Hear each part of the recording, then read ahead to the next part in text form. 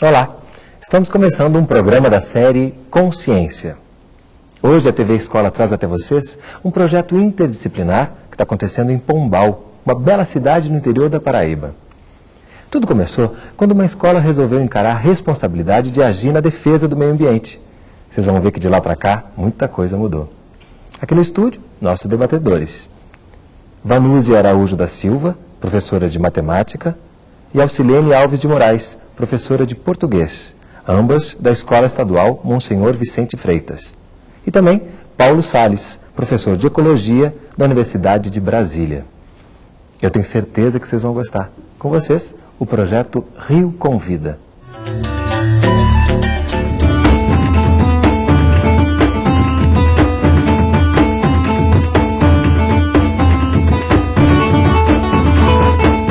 Esta é a história de uma escola que, fazendo ciência, foi capaz de mobilizar toda uma comunidade em busca de um ideal. Para entender o que aconteceu a partir da iniciativa desses professores e alunos, vamos até a pequena cidade de Pombal, no interior da Paraíba.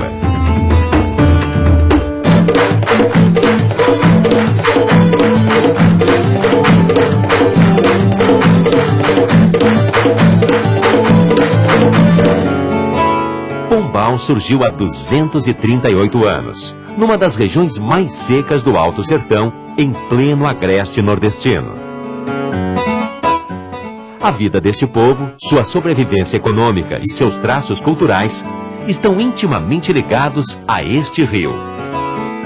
O rio é festa, o rio é alegria, o rio é domingo. Final de semana. Aí a gente reúne a turma e tomar um banho no rio, lá na Ponte das Populares, que tem uma pontezinha lá em Pombal, aí vai tomar um banho lá, vamos pro Areal. O Rio Piancó para a nossa cidade, ele é vida. É dele de onde nós tiramos a nossa água para o consumo humano. As margens desse rio é onde são plantadas numerosas culturas de subsistência para a população ribeirinha. O Rio Piancó nasce na vertente desta represa. Depois, quilômetros adiante, ele se une ao Rio Peixe, vira Rio Piranhas e segue rumo ao mar. Por onde passa, o Piancó é como se fosse um oásis. Só que esse tesouro estava ameaçado. Meu pai, como agricultor, ele sempre via a água poluída. Mas chegar assim para conversar, dialogar em casa, a questão do rio, ele nunca teve essa preocupação. Uma das galerias de nossa cidade é vizinho à escola. Os alunos, em visitas, em loco e tudo mais, eles deduziram e descobriram que todo o esgoto da nossa cidade é lançado dentro do rio via galerias abertas que desembocam no rio. Como a escola é uma instituição responsável pela transformação do homem na sociedade, o Rio Piancó vivenciando um grande problema de poluição, as pessoas não respeitando, agredindo o rio, o aluno sentiu a necessidade de interagir num problema social. Partiu do aluno, não partiu do professor.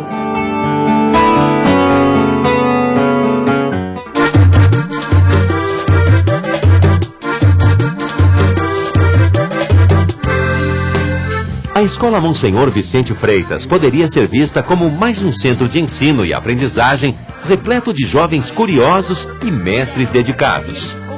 Mas foi aqui que surgiu um projeto exemplar. O Rio Convida.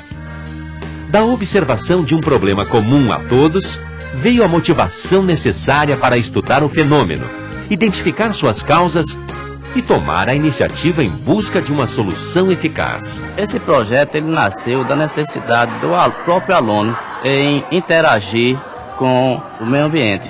Então, a partir daí foi que nós começamos, surgiu uma equipe de professores e essa equipe começou a organizar palestras, visitas e, consequentemente, nasceu o projeto.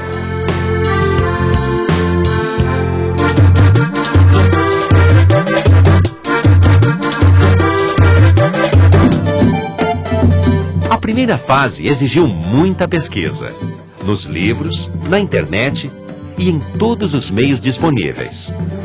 Depois veio a hora de colocar olhos e ouvidos bem abertos e muita disposição para ir a campo. O aluno, nesse momento, ele faz mesmo. Ele está ali, ele é como numa novela de televisão, ele é o personagem principal. Foi assim que os alunos e alunas da Escola Monsenhor Vicente Freitas começaram a medir, calcular e analisar os dados para fundamentar o projeto que colocaria em ação poder público e sociedade civil na defesa do maior patrimônio coletivo de Pombal.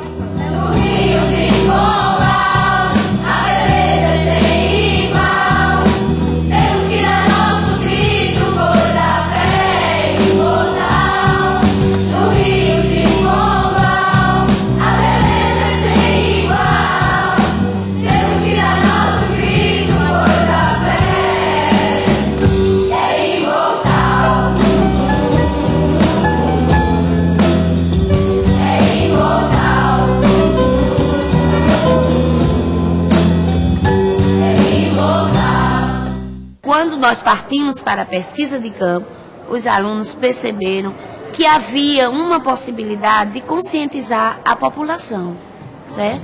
E também, nesse período todinho, o aluno pôde compreender de forma realista o sentido da pesquisa científica. Porque o projeto ele começou pedagógico, mas depois ele já tomou outra direção, a pesquisa científica. O Rio Convida mexeu com toda a cidade. Com o projeto nas mãos, alunos e professores foram para as ruas. A gente chega, tenta conversar de uma maneira melhor com essas pessoas e conscientizá-las que o que elas estão fazendo está errado. E a gente tem que conscientizar a população para evitar que isso aconteça. Cada casa tem que ter uma fossa, cada casa, porque desembocando na galeria está desembocando diretamente aqui no rio. E tudo isso faz parte do projeto, a gente conscientizando a população, as pessoas, desde pequeno até mais adulto, ao escovar os dentes, fecha a torneira, tomar um banho, passa um sabonete, aí enxagou, fecha a torneira, passar um shampoo, fecha a torneira. E sucessivamente assim a gente vai mudando os hábitos, porque a água é vida e pode acabar um dia. Eles procuraram sensibilizar os moradores de Pombal, chamando a atenção para a mudança de hábitos essencial à preservação do rio Piancó. O que eu achei mais estranho foi que as pessoas não sabiam da importância do rio para elas próprias. E também não sabiam das doenças causadas pela água poluída. Nessa caminhada, a Escola Monsenhor Vicente Freitas conseguiu a adesão de muitos parceiros e colaboradores. No primeiro momento, nós fizemos a doação de 10.000 alevinos juvenis de tilápia nilótica. Houve uma repercussão, o trabalho da escola foi um trabalho louvável, então nós doamos mais 40.000.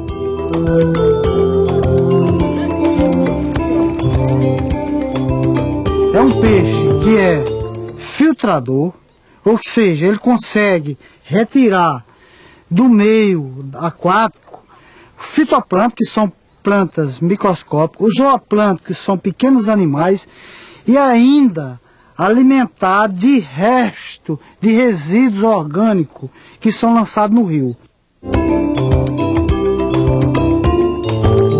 As tilápias criadas em cativeiro são soltas no leito do Piancó.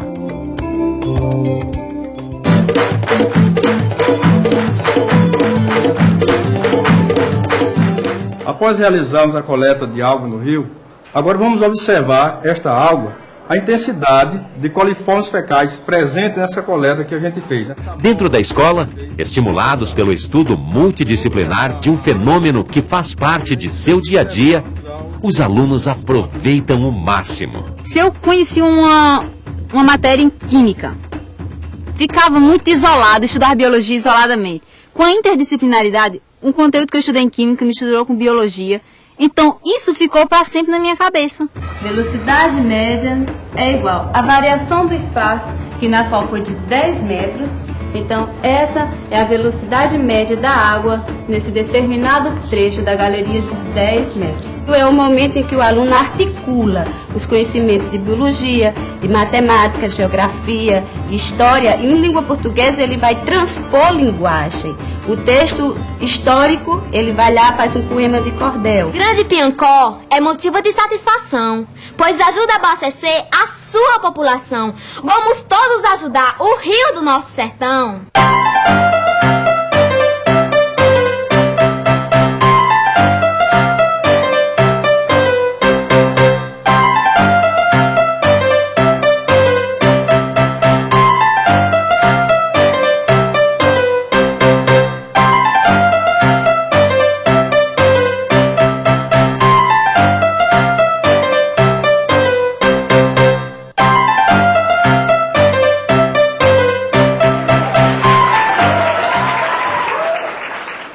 Essa filosofia a escola adota porque possibilita ao aluno a associação da teoria e prática. A partir deles, foi que eles tiveram vontade, a iniciativa de levar esse conhecimento que eles tiveram aqui para a comunidade, através de panfletagem, através do teatro, através das músicas, fazendo com que isso se tomasse a cidade de Pombal um conhecimento desse projeto. O que está acontecendo em Pombal vai servir de exemplo para outras escolas do país. E na Paraíba, um estado pobre, um estado problemático, encravado numa região pobre como é o Nordeste, existe uma escola numa cidade onde a chama maior desses alunos acendeu-se uma chama em defesa do nosso meio ambiente.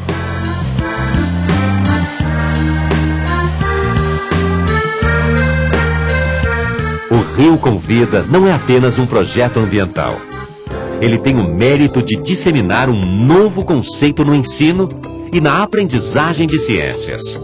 Por causa dele, essa escola ganhou um prêmio em nível nacional, conferido pelo Ministério da Educação. Os alunos do projeto, hoje, eles são protagonistas do projeto Rio com Vida. Eles vão a escolas públicas, privadas, para repassar o que eles aprenderam e conseguem elevar sua autoestima ainda mais. E é isso que nos dá alegria, que veio como resultado principal. É a participação total do alunado da Monsenhor Vicente Freitas. Hoje, a Escola Monsenhor Vicente Freitas é uma referência de qualidade e motivo de orgulho dos habitantes de Pombal e de toda a Paraíba. Nessa escola, o professor é apenas um mediador do conhecimento. O aluno aprende a fazer fazendo. Como? Ele coloca a mão na massa. Ele faz.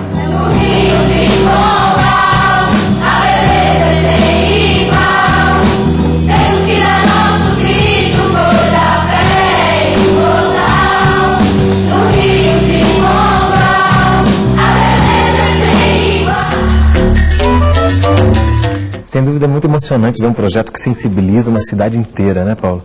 O que você me diria, em poucas palavras, depois de ver esse vídeo? Eu acho que a escola está no caminho certo. Primeiro, o envolvimento dos alunos, e eu queria dar os parabéns a esses alunos pelo belo trabalho que eles estão fazendo. O apoio dos professores e, finalmente, o envolvimento da comunidade. Esse é o caminho. Escola e comunidade trabalhando por um ideal comum. E vocês que estão nesse dia a dia, junto com esses alunos, em poucas palavras, como é que você definiria esse projeto? O que nos deixa assim, bastante feliz é essa capacidade que o aluno tem da conquista, de conquistar, de envolver toda a sociedade, quando eles vão às rádios, quando eles fazem uma caminhada, até mesmo dentro da escola, mobilizando os outros alunos. Então, isso nos dá bastante alegria. E você pode dizer que esse projeto te transformou também como pessoa, além de professora? Também, claro. Né? E mais interessante é que a gente descobriu uma nova maneira de aprender. Né? Isso é muito bom e motiva mais. Os meninos estão mais participativos, estão mais envolvidos, né? Não é só o giz, a aula expositiva. A gente está partindo de uma situação real, que é do conhecimento de todos. Isso fica claro, né, quando a gente vê a empolgação com que eles defendem o projeto, né? Que a gente vai ver mais no próximo bloco e vai descobrir também por quê. A gente tem aqui no estúdio uma professora de matemática, uma professora de língua portuguesa e um especialista em ecologia para falar de um projeto como esse. Não sai daí, a gente volta já.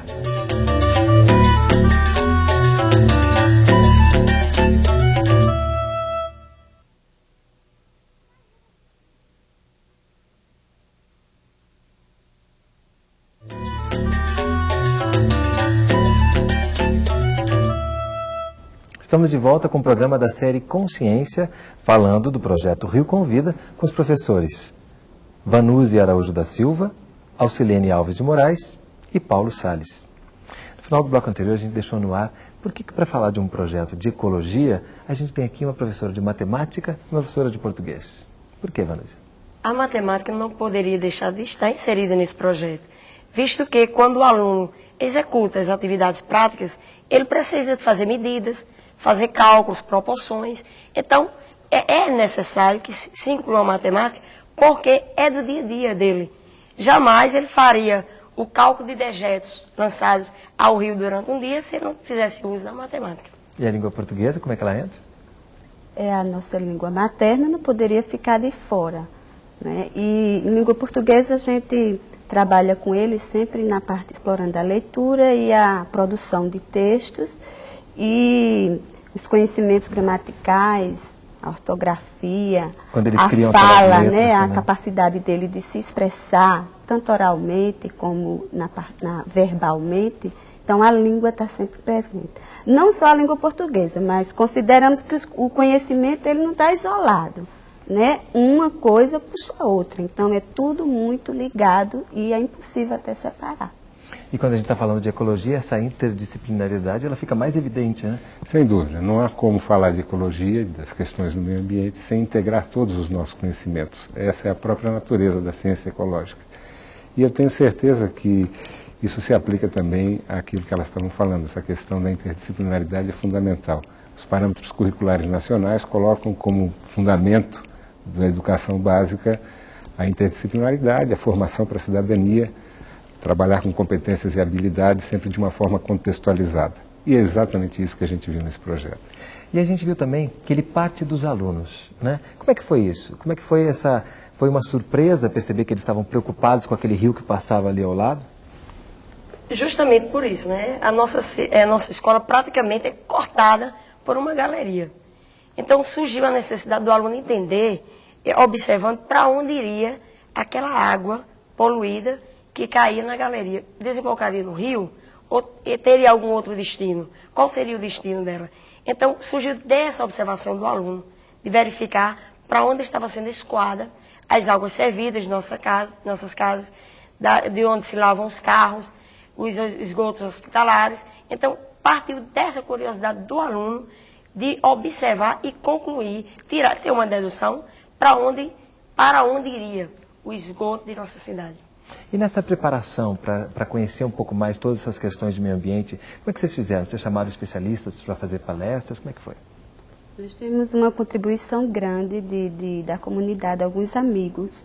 Nós temos parceiros, biólogos, professores. Lá na nossa cidade não tem universidade, mas tem Mossoró, que é pertinho. Aí tem um amigo nosso, que ele tem uma tese com essa questão ambiental e recursos hídricos. Então o professor vem, a gente traz o médico da cidade vem também, convida, vem falar sobre as doenças que essa água poluída pode transmitir. E aos poucos a gente vai envolvendo, vai convidando, né? Lá tem muito isso, essa coisa de partilhar. E tudo em torno do rio, que como você falou no vídeo, é uma festa, né? É uma festa. É importante ter essa visão do rio como fazendo parte dessa cidade. A gente daí está falando realmente de meio ambiente. E para a gente poder reproduzir essa experiência, toda a escola está inserida no seu meio ambiente, né? Sem dúvida. Então cada um pode procurar onde é que se pode intervir? Sem dúvida. Infelizmente nós temos muitos problemas para enfrentar. Esse é um dos mais sérios, a questão da água, um dos mais ameaçadores. E, de uma certa forma, todos nós temos como lidar com esse problema, ainda que não tenhamos um rio tão próximo. Então, sem dúvida, as escolas devem procurar os problemas ambientais que as afetam, que estão mais próximos delas. Isso faz as coisas ficarem mais fáceis. Como nós vimos, os alunos buscaram aquilo que eles estavam vendo. E, afinal, nem a própria população conhecia os problemas que enfrentava. E isso se repete também quando a gente fala do solo, quando a gente fala da vegetação, da biodiversidade. Enfim, qualquer problema ambiental deve ser explorado por aí. Então, portanto, a gente deveria ter uma inserção da questão ambiental no currículo escolar, já que... Existe. Na verdade, essa questão ambiental ela está colocada no currículo e ela deve ser tratada em todas as disciplinas, porque ela não pode ser tratada isoladamente pelo professor de biologia ou de ciência. Por isso que eu vejo com muita satisfação essa iniciativa. As professoras mencionaram bem como as disciplinas português e matemática podem contribuir. E não há dúvida que a história, a geografia, a física, as outras disciplinas também devem contribuir. A questão ambiental é um tema transversal dos mais importantes. E afinal é a nossa vida, né? Se a gente não cuidar do nosso ambiente, sem dúvida estaremos mal. Com certeza. Ana, você também é professora de Química, né? Também. Num programa como esse, num projeto como esse, quais os conteúdos que a gente pode abordar especificamente, por exemplo, falando de Química? Olha, em Química, a gente estuda com alunos conteúdos de acordo com a grade curricular. Os conteúdos do primeiro ano, segundo ano, né? Nessa dependência do currículo. Mas a gente tenta trazer o conteúdo para que faça o gosto do aluno, ele veja de uma outra forma. Não só aquela teoria, se a realização de uma prática.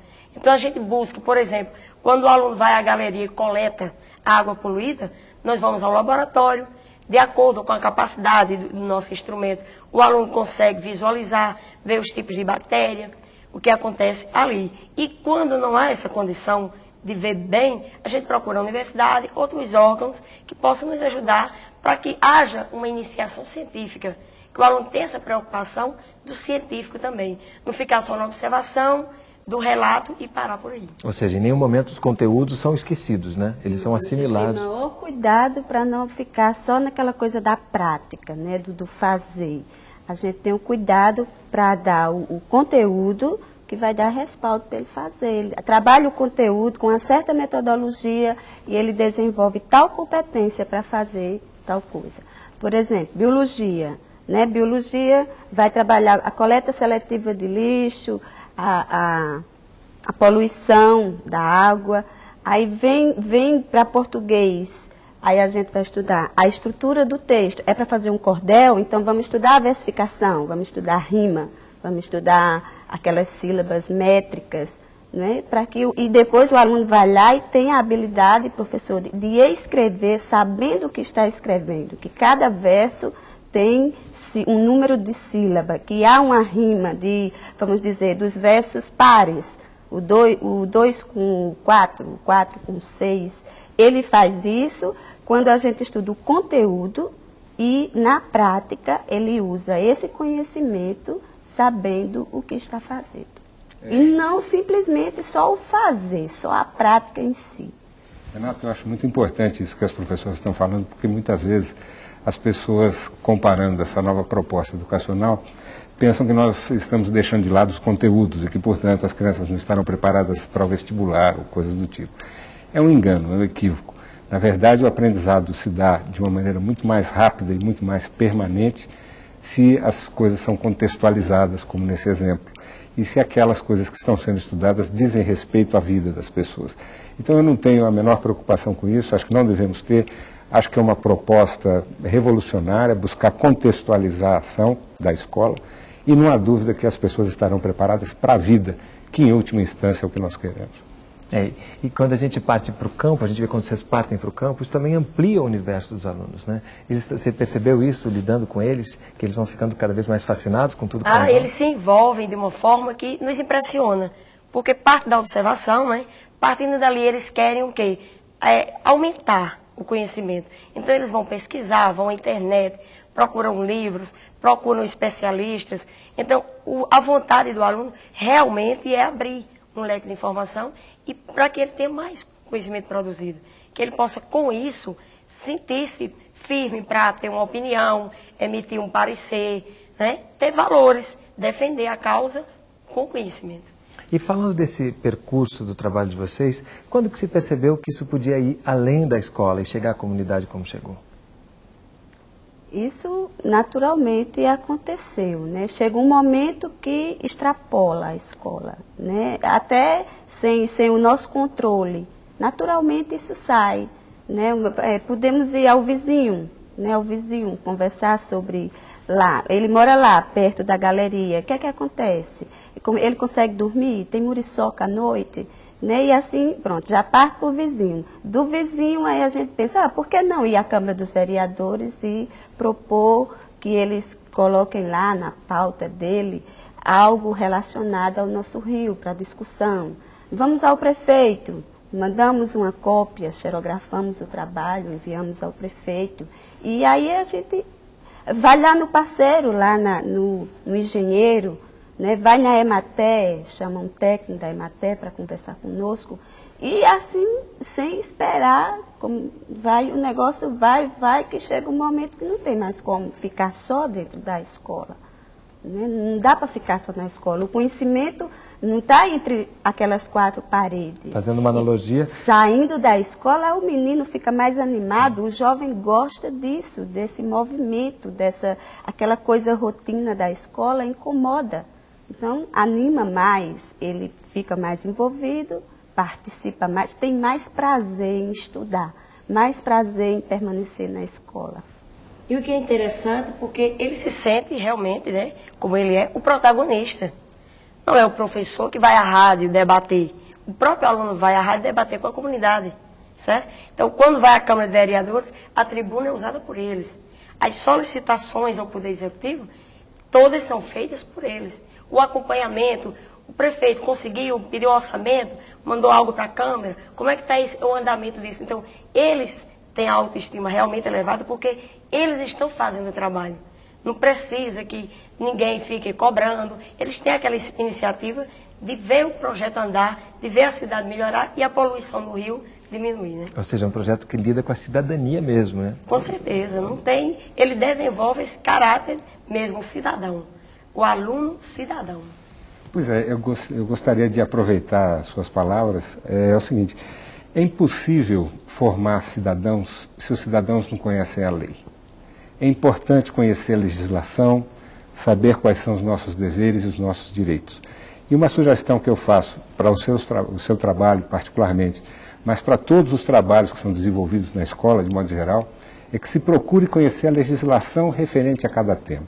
O Brasil tem hoje uma das legislações mais avançadas com relação aos recursos hídricos, a Lei 9.433 de 1997. Essa lei coloca nas mãos da sociedade a responsabilidade pelo gerenciamento dos recursos hídricos e esse envolvimento dos alunos é fundamental.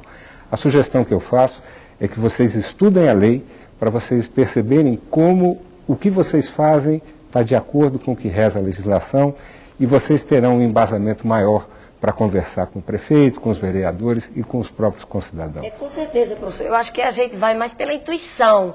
Bom, a gente está tentando fazer o que acha que está certo, né? Então, a gente procura, nós temos uma lei orgânica que, felizmente, não abrange esses aspectos. Mas tem já outras leis maiores, né, que dão respaldo para que a gente prossiga, tente reivindicar dentro da lei, para que o aluno saiba, tenha consciência que o que ele está cobrando tem respaldo legal. Ele não está fazendo nada fora do lugar. Ele está consciente daquilo que está fazendo. Então, por isso que é importante que passamos a conhecer melhor essas novas leis ou nos atualizarmos com relação a elas. Sem dúvida. E a lei tem sempre uma filosofia. A lei não é apenas uma série de regras. Essas regras expressam uma visão do mundo. E conhecer essa visão do mundo vai contribuir muito. As nossas leis ambientais, de modo geral, além da lei das águas, é uma legislação, a legislação ambiental é uma legislação avançada, é uma legislação que tem uma visão muito interessante de como lidar com os problemas ambientais. E por isso eu recomendo mesmo, esqueçam aquela linguagem difícil, não é, dos advogados que a gente normalmente encontra, procure encontrar nas palavras da lei aquilo que é a mensagem que deve ser entendida e comunicada aos alunos. Para que a gente faça cumprir as leis, a gente precisa conhecê-las, né? Sem dúvida nenhuma. Muitas vezes a gente acha que as coisas acontecem por acaso, mas vocês podem ter certeza que os legislativos desempenham um papel muito importante para a construção do país. Muitas vezes uma cesta de lixo do lado de uma carrocinha de cachorro-quente pode parecer apenas a boa vontade do vendedor. Por trás pode existir uma lei que o obriga a fazer isso. E ele, cumprindo a lei, está contribuindo para o bem de todos. Por isso é importante que nós participemos disso também e valorizemos o legislativo, as leis, o Congresso, as câmaras de vereadores, porque esse é o esteio da democracia. E para a gente deixar mais clara a interdisciplinaridade, que vocês já falaram bastante aqui, que outras disciplinas também acabaram se agregando a esse projeto? O projeto, até hoje, conta com essas 5 disciplinas, né? Língua portuguesa, matemática, biologia, química e história. Mas nenhuma outra disciplina se isola. Até porque física, de vez em quando, ela é solicitada também. Então, física não está por uma questão ainda de escrita, mas quando o aluno calcula a velocidade dos dejetos lançados na galeria, ele está usando a física. Agora, o trabalho, o empenho estão mais localizados, todo o trabalho está mais localizado com essas disciplinas e com esses professores, já que estão no projeto há 4 anos. Né? Eu acrescentaria mais uma, artes, ficou muito que claro é muito matéria, importante, né? E fica claro no vídeo como isso Como isso é importante mesmo, como você falou, né? Até porque foi a partir daí que eles perceberam que eles poderiam transformar a sociedade, né? Então a gente trabalha com teatro, com música, com filme, vídeo, dança e tudo, poema, né? A arte literária, tudo é arte, né? O homem tem a capacidade de... E o bom é que a arte mexe com a sensibilidade humana, isso é que... Né, tira a inibição do menino, os meninos que vão lá à frente, que encenam, que eles escrevem o texto, a gente estuda o texto dramático lá, tudinho, os conceitos, como tem em rubricas, ele vai escrevendo sabendo aquilo ali. Na hora de executar, na prática, dele mostrar a habilidade, nessa hora, e aí envolve todo um cenário, uma expressão corporal, né, aquela coisa da timidez, é trabalhada, tudo vai ficar, claro que devagar, né? Sim. Vai ficando mais espontâneo. E quando se fala em mudança de hábitos, que é um dos objetivos desse projeto, a arte é um auxiliar muito forte, né? Justamente porque trabalha com a sensibilidade também, além do raciocínio, né? Bom, no próximo bloco a gente vai conhecer ainda mais sobre o projeto Rio Convida. Sai daí, a gente volta já.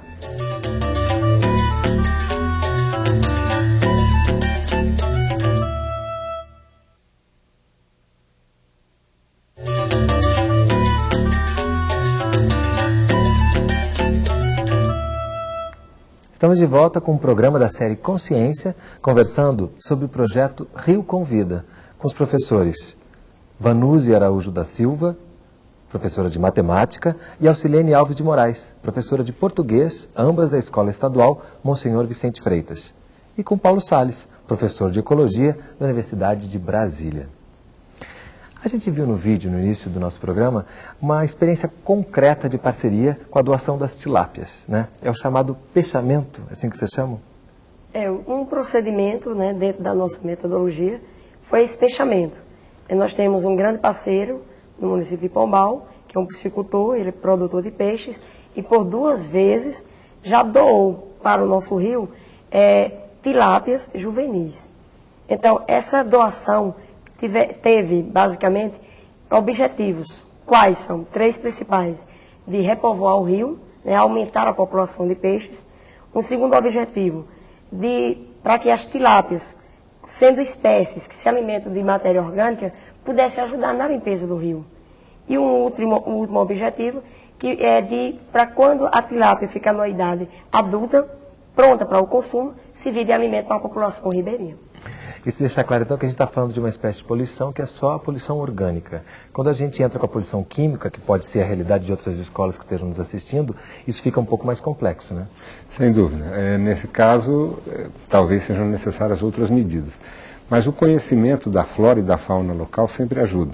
Existem espécies que são indicadoras do estado do meio ambiente. Então é importante que a escola conheça, que os alunos conheçam os animais que estão no rio, e depois, se eles puderem naturalmente manter um acompanhamento, né, das populações que estão ali, poderem detectar problemas de poluição, como essa que você está falando, da poluição química, através da variação do tamanho das populações.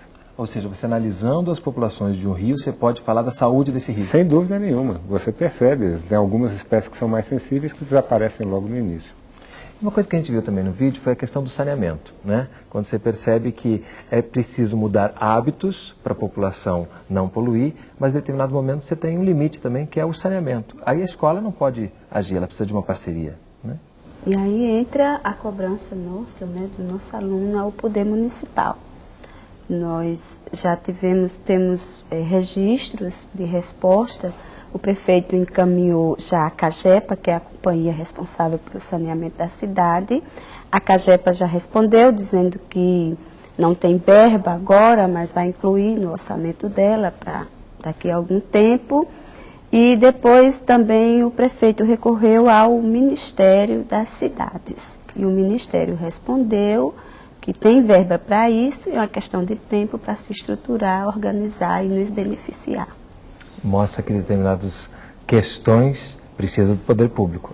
Há um limite, né? Sem dúvida nenhuma. O poder público é essencial nesse ponto. E a participação da população também. Por exemplo, a decisão de jogar um saco de lixo vazio, ou uma lata usada ou qualquer coisa no rio é uma decisão individual. Então, além das pessoas, do poder público, desse envolvimento que nós estamos falando, é importante que as pessoas se conscientizem que elas também têm um papel a desempenhar e que façam isso com muita consciência. E acredito que isso até já está acontecendo lá na região. Com certeza. Inclusive, né, depois do projeto, já se observa que a quantidade de lixo sólido jogado na galeria diminuiu. Né? Infelizmente, continua com os dejetos sendo lançados vindo das nossas casas, porque não temos estação de tratamento. São esses recursos que nós estamos tentando reivindicar para que o poder público agilize de forma a ter uma estação de tratamento e que essa água servida, vinda da nossa casa, não mais tenha o seu escoamento no rio. Então, mudou já uma postura na sociedade, na comunidade local. Tem até, de certa forma, uma boa coleta do lixo, né? Existem carros coletando de forma sistemática todo o lixo das casas, em sacolas, mas falta ainda esse tratamento do esgoto. Então, a postura da comunidade melhorou. O aluno interferiu, entrevistou, procurou saber quais seriam os vetores, quem trazia doença para as casas, se a galeria, se o efeito da água servida ali, poluída, era prejudicial à saúde ou não daquela população.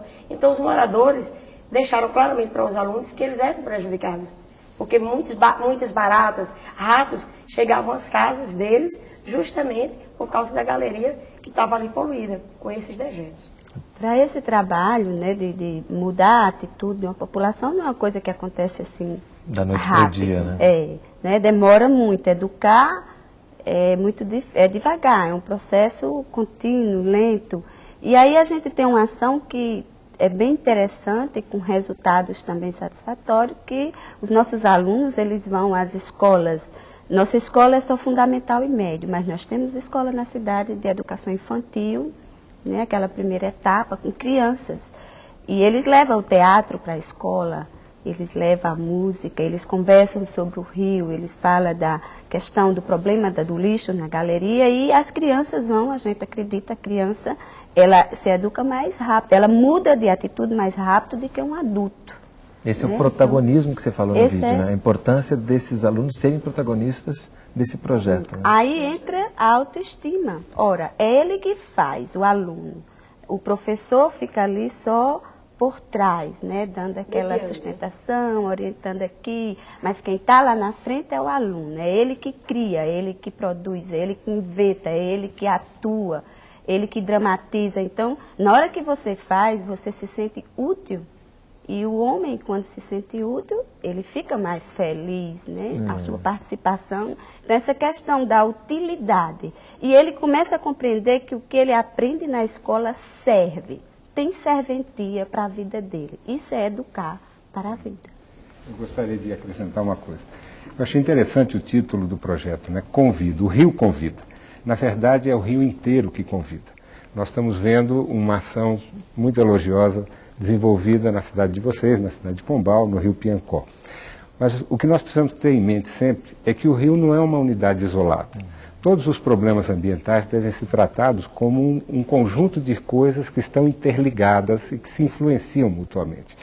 Então, naturalmente, vocês lá em Pombal devem receber água que vem de um outro lugar, que provavelmente recebe poluição de outro lugar. E da mesma forma como vocês estão preocupados, essa população acima, rio acima, também deveria estar preocupada com as mesmas coisas que vocês. E, da mesma forma, as populações que estão abaixo de Pombal, lá no Rio do Peixe, no Piranhas, também vão receber o impacto ambiental que vocês causarem no rio. Tudo isso para dizer o seguinte: a legislação, a lei que eu me referi ainda há pouco, a 9433, ela trata da bacia hidrográfica e não apenas dos rios isolados. Então, a sugestão é que a sua escola, e não só a sua, mas todas as escolas se identifiquem dentro de uma bacia hidrográfica. Todos nós estamos ligados, então moramos em alguma bacia hidrográfica. E aquela água que nos abastece, de alguma maneira também, está conectada com outras águas de outros rios ou riachos dentro da mesma bacia. E como tudo isso forma uma unidade, o trabalho que vocês estão desenvolvendo precisa ter continuidade nas outras escolas, nas outras regiões da bacia. Por isso é muito importante que vocês estimulem os alunos, que todos os professores, todas as escolas estimulem os seus alunos para trabalhar a unidade integrada e não ficar apenas restrito àquele mundo que é aquele que a gente vê. Eu acredito, professor, até que o projeto começou dentro da escola por causa de uma galeria que passa ao seu lado. Saiu da escola, foi para a comunidade de Pombal. Com certeza o próximo passo é expandir para as cidades que estão prejudicadas tanto quanto nós, os pombalenses. Então nós vamos à cidade de Coremas, a Paulista, a todas as cidades, tentar mobilizar essas pessoas para que também se envolvam nessa proposta de despoluir o rio. E que cada governo municipal e estadual também tenha essa preocupação na sua região, de forma local, tentar inovar para poder trazer recursos. Porque não adianta ter uma estação de tratamento em Pombal se de outra cidade vem e é jogado no nosso rio. Não adianta Pombal tratar e Paulista não tratar desse problema. Então tem que ser uma ação conjunta. Eu acredito que será provavelmente o nosso próximo passo. E nessa ação conjunta, os comitês gestores das bacias também podem ser excelentes parceiros, né? Perfeitamente. Os comitês de bacia hidrográfica são a unidade de gestão. E a sociedade deve participar juntamente com os empresários do setor produtivo e com o poder público. Na verdade, o comitê é um parlamento onde se reúnem representantes desses três setores.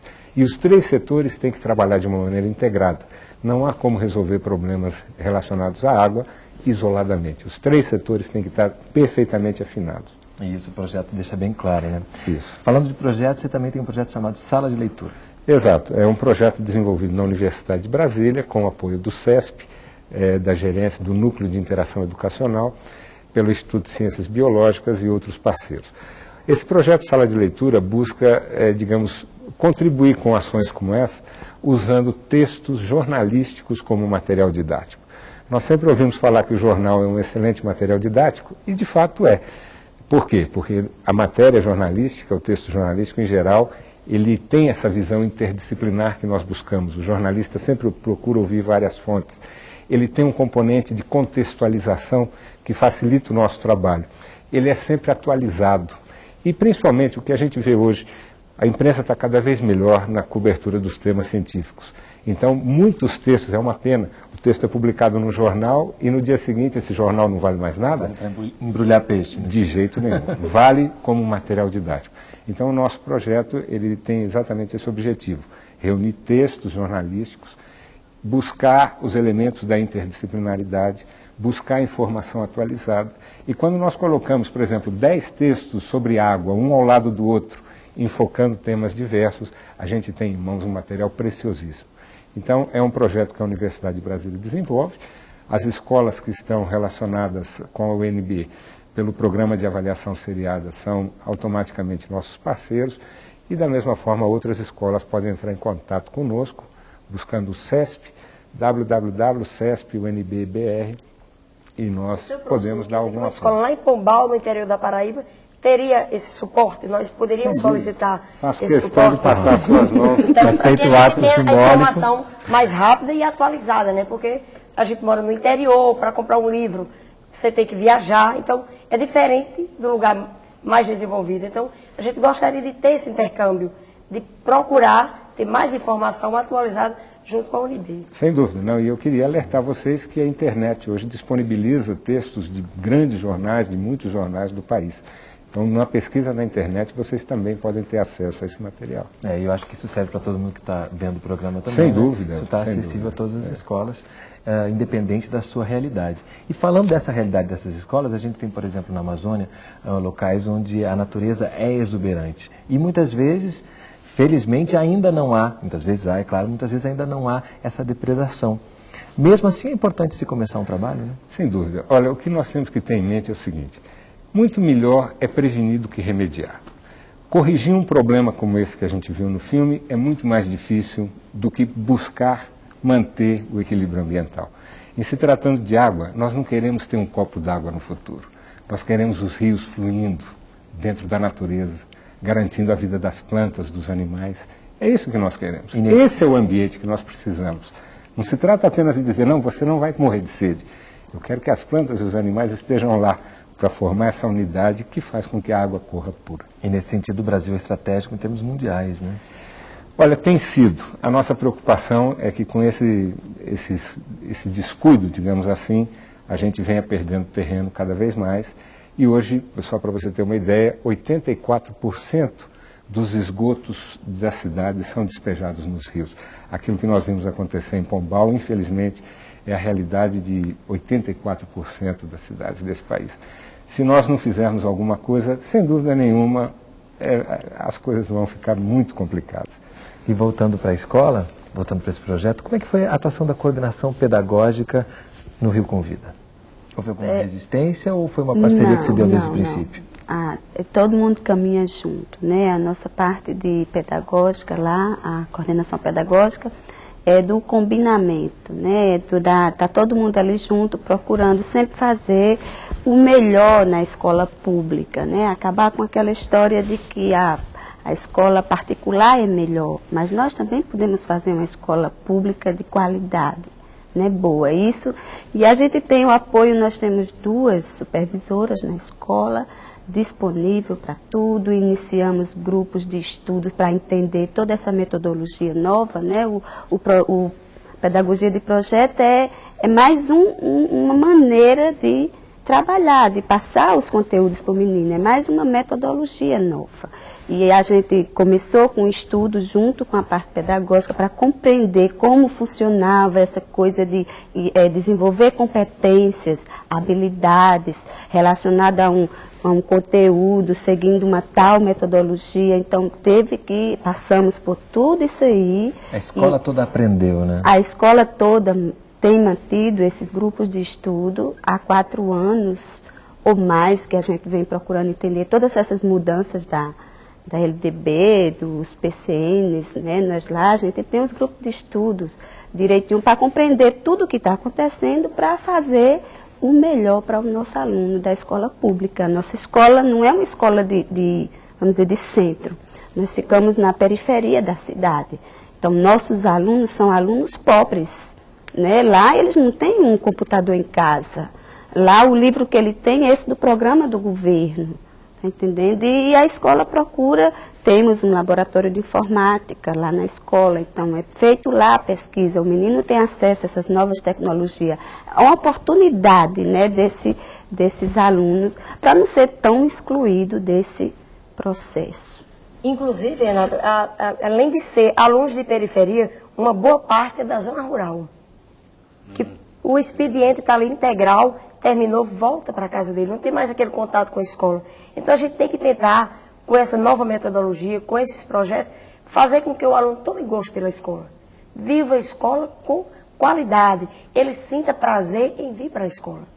Porque terminou ali. Então, quem mora na cidade pode vir no horário oposto para uma atividade do projeto, mas eles não, eles têm simplesmente aquele horário, porque tem um carro com hora marcada para levar e trazer todos os dias.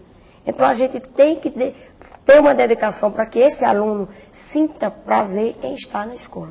Temos alunos que vêm de um município vizinho, antes ele sai de casa, zona rural, aí vem para uma cidadezinha chamada Cajazeirinho.